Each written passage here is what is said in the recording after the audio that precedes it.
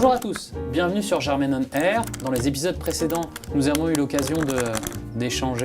Mamie, ça va? Ça lime pas bien. Ah mais c'est une souris.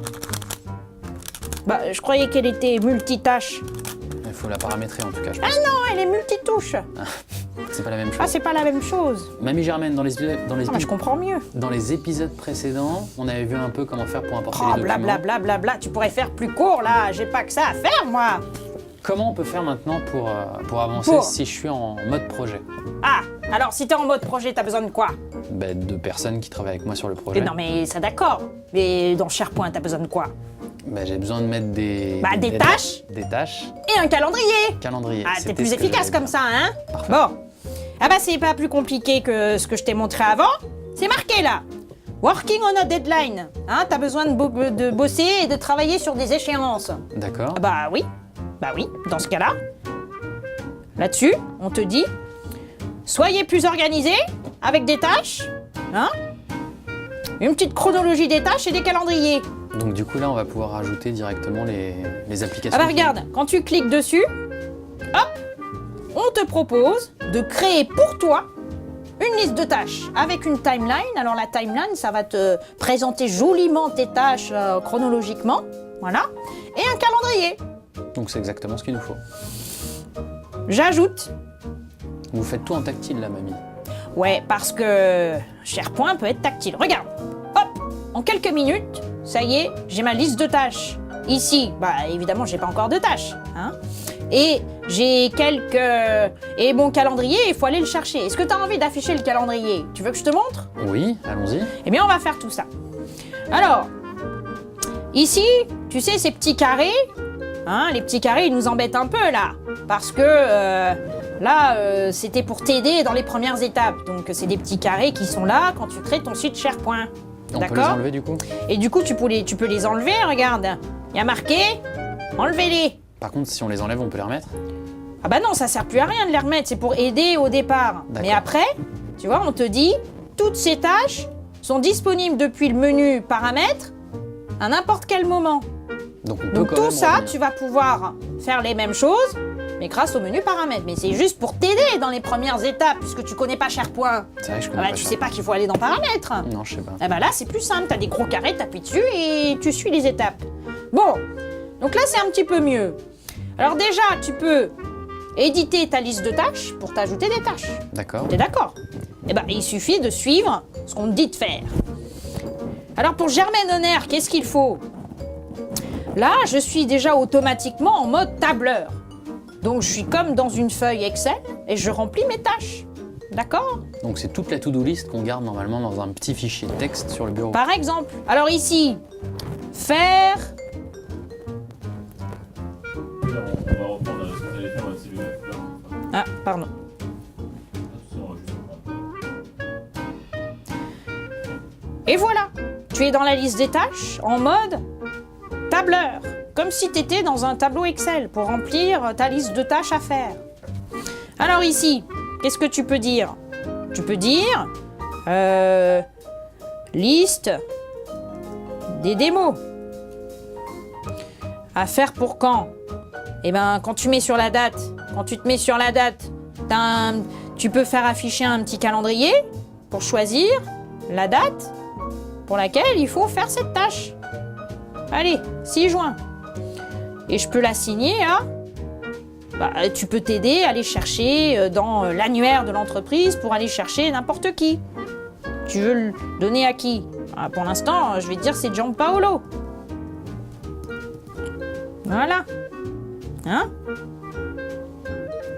Ah, il t'a trouvé là. Tu vois?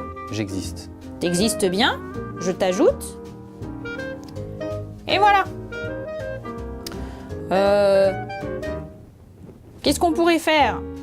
On pourrait faire scripter le scénario. Hein? On Là, dit pareil. Les scénarios ou les scénarii? Ah, ça se dit pareil, ça a été francisé. Alors quand on dit les scénarios, tu peux mettre un S. Sinon, tu mets sans accent et tu mets scénarii. Les deux se disent. Vous avez une connaissance Ouais, essaye encore une fois. Alors ça, je l'affecte à quelqu'un d'autre de l'équipe. Voilà, par exemple. Bon. Après, tu peux choisir à chaque fois de l'ajouter dans la timeline ou pas. Dans ta chronologie. Et quand je l'ajoute, tu vois, ta liste des démos, ici, qui avait été ajoutée. Tu peux même déplacer tes tâches. Et tu as scripté les scénarios aussi qui se trouvent ici. Tu peux le mettre en haut, par exemple, si tu n'as pas envie. Donc D'accord. chaque tâche apparaît directement dans la timeline. Ouais. Est-ce qu'on peut... T'es pas également- obligé, mais tu peux le faire afficher dans la timeline. Et là, quand j'ai fini d'éditer, puis tu peux rajouter plein de tâches, des tâches en plus qui ont une date de début, une date de fin. Ce qui fait que quand tu reviens sur ton site, sur ta page d'accueil, cette chronologie, tu la vois, elle est partagée. Et c'est beaucoup plus visuel qu'une liste de tâches, toute simple. Et on Tu voit comprends? même le compte à rebours dans 8 jours. Et par oui, la liste et des puis tu as une vue résumée des choses qui fait que quand tu arrives dessus, toute l'équipe projet voit bien que dans 8 jours, on a quelque chose d'important à faire.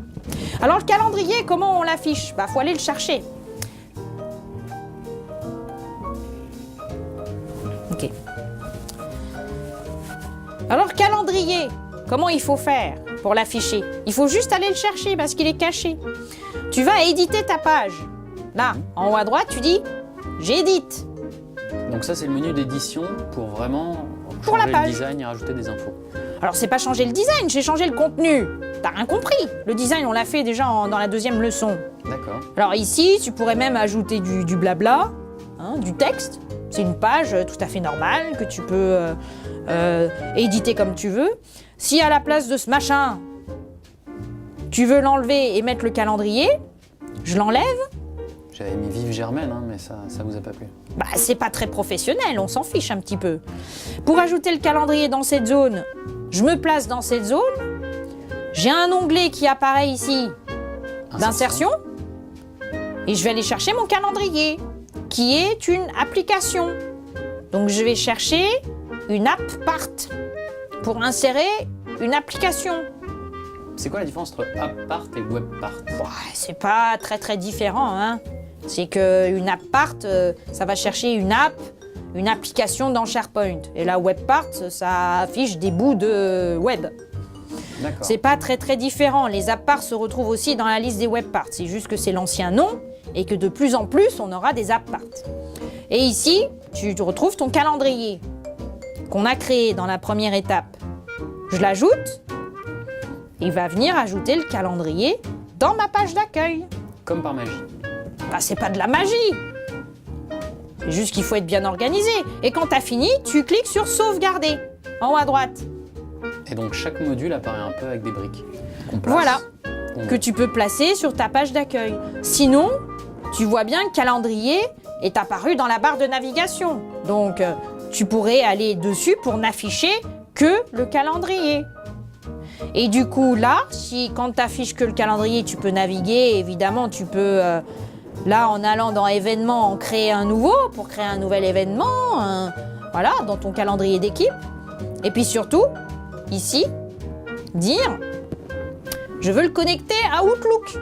donc Si tout tu as envie de le synchroniser, connecter à ton calendrier personnel dans Outlook. Donc tout accéder depuis le poste client. Voilà.